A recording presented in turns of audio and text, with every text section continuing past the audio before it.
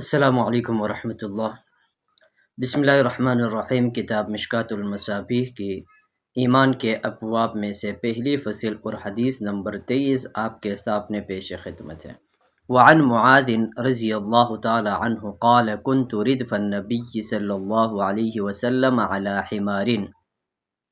حضرت معاذ رضی اللہ تعالیٰ عنہ سے روایت ہے کہ ایک سفر کے دوران رسول اللہ صلی اللہ علیہ وسلم کے ساتھ یعنی گدھے کے اوپر سواری کی، یعنی ردفہ رسول اللہ صلی اللہ علیہ وسلم، یعنی میں اور رسول اللہ صلی اللہ علیہ وسلم ایک ہی سواری پر بیٹھے ہوئے تھے، یعنی رسول اللہ صلی اللہ علیہ وسلم آگے بیٹھے ہوئے تھے اور میں پیچھے بیٹھا ہوا تھا۔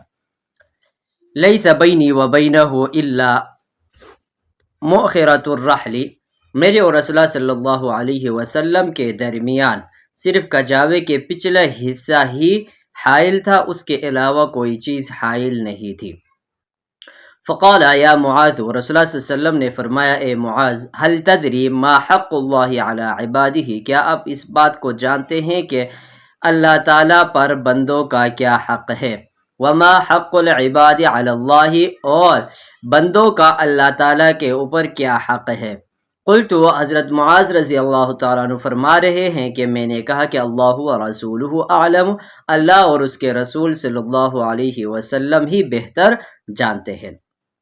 قال، تو رسول اللہ صلی اللہ علیہ وسلم نے فرمایا فإن حق اللہ علی العباد، اللہ تعالیٰ کا حق اس کے بندوں پر یہ ہے کہ ان یعبدوہ، کہ وہ اللہ تعالیٰ کی عبادت کرے، ولا یشرکوا بہ شیئا، اور اللہ تعالیٰ کے ساتھ کسی چیز کو شریک نہ ٹھہرائے، وحق العباد علی اللہ، اور اللہ پر بندوں کے لیے کیا حق ہے؟ اللہ یعذبا، کہ وہ اپنے بندوں کو عذاب نہ دے، من، ایسے بندوں کو لا یشرک بہ شیئا، کہ وہ اللہ تعالیٰ کے ساتھ کسی بھی چیز کو شریک نہیں ٹھہراتے ہیں۔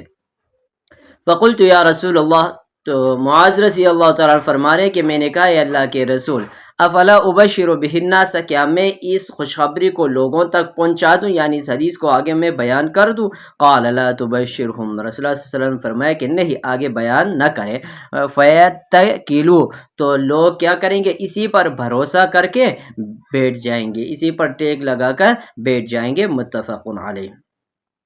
سب سے پہلے ہم اس حدیث کے راوی حضرت معاذ رضی اللہ تعالی عنہ کے بارے میں آپ کو بتاتے ہیں۔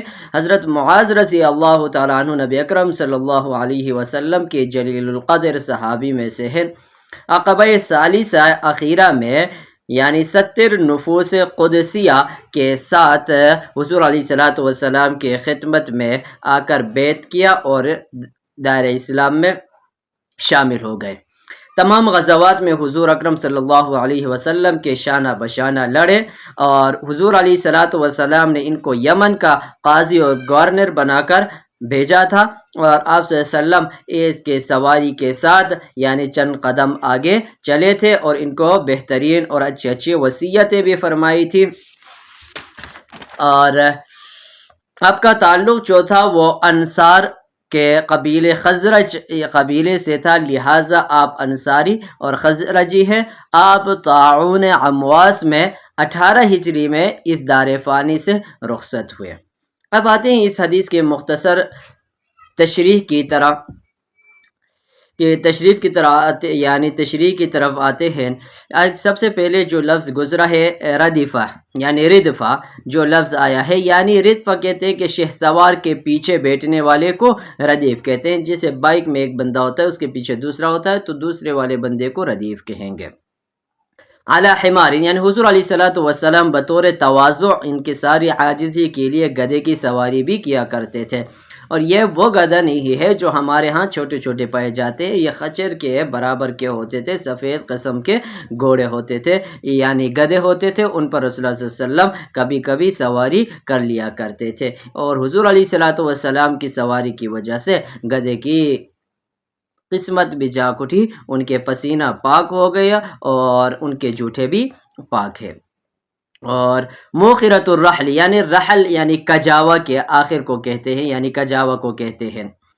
اور آخر میں جو فرمایا کہ یا معاذ هل تدری ما حق اللہ، یعنی بندوں پر اللہ تعالیٰ کے حق کے بارے میں تو کوئی کلام نہیں ہے، تو اس کے مطلب یہ ہے کہ اللہ تعالیٰ نے انسان کو پیدا ہی اس مقصد کے کیا ہے کہ وہ اللہ تعالیٰ کی عبادت کرے۔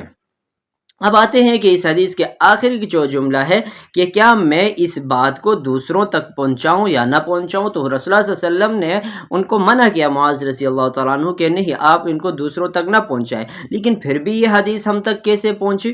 تو اس کا جواب یہ ہے کہ دیکھیں یہ ممانعت جو تھی اسلام یعنی ابتدائی اسلام کے دور کے لیے تھی، جب معاذ رضی اللہ تعالیٰ عنہ نے آخری وقت میں کیا کر دیا، اس حدیث کو بتا دیا۔ دوسرا جواب یہ ہے کہ یہ ممانعت ایک مخصوص جماعت کے لیے تھی، عام نہ تھی، بعد میں حضرت معاذ رضی اللہ تعالیٰ عنہ نے عوام کے لیے یہ بیان کر دیا۔ تیسرا جواب یہ ہے کہ حضرت معاذ رضی اللہ تعالیٰ عنہ نے بوقت انتقال بتا دیا تاکہ کتمان علم کی وعید سے بچ جائے، جس طرح آنے والی روایات میں بھی آپ کو معلوم ہو جائے گا۔ امید ہے یہ حدیث آپ کو سمجھ میں آ گئی ہوگی۔ اسی طرح مزید احادیث کے درس سننے کے لیے ہمارے ساتھ ہی رہیے گا۔ اللہ حافظ۔